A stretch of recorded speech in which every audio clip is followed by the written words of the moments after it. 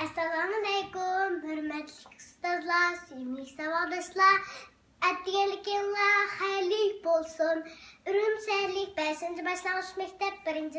sınıf okusu Aykut Yılzat'ın sizlerge otluk salam. Bugün ben sizlerge etkilen şehrim olsa ana tilimini suyman. Ben şehrimini yatlaştım buru sizler bilen azırak paranlışı olayım.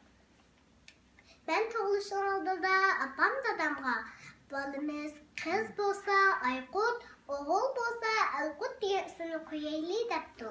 Ben toğlup dadamla aydım hoş buldu. Dadam apamga kızımız karanlık dönüyor küçüğü aydek çıraylık bolsun. Kut, ne bildirdi. Siz diyende kızımızın ismini Aykut koyaylı. Bu isim hakiki Uygurca isimken de benim ismim Aykut koyuluptu.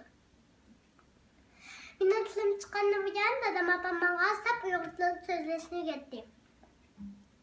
Biz öyde toşey demeyimiz, sapmakeş deyimiz, yoğun demeyimiz, tizginek deyimiz, yaşlı demeyimiz, televizör deyimiz. Kültatlarını o anıtlı deymen mesela, lobuni turup deymen, yavyunu berenge deymen, beseyni yisvilek deymen. Dadam apam dayım bana mındak deydur. Balam, hazutli, dövletli, onu çokum pişik yaxşı öğrenişimiz gerek.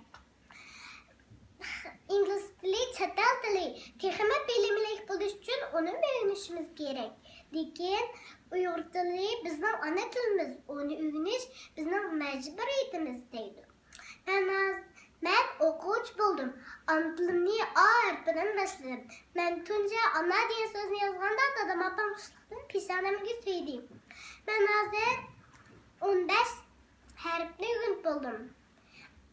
Ben harflerden boğum düzeyeleyim.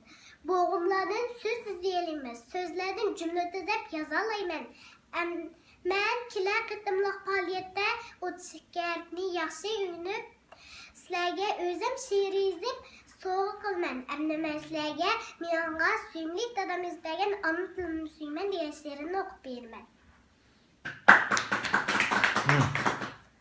Ana tilim, can tilim, hayatımga han tilim, ecdadımның tüpsi, tomirimda kan tilim, adan başlap sözümni, açtım akıl küzümni, ana tilim boğazqa, Uyghur deymen özümni, ana tilim boğazqa, Aykut ben Uyghur kızı, tühbe koşup vatanga, baskaymen ecdat izi.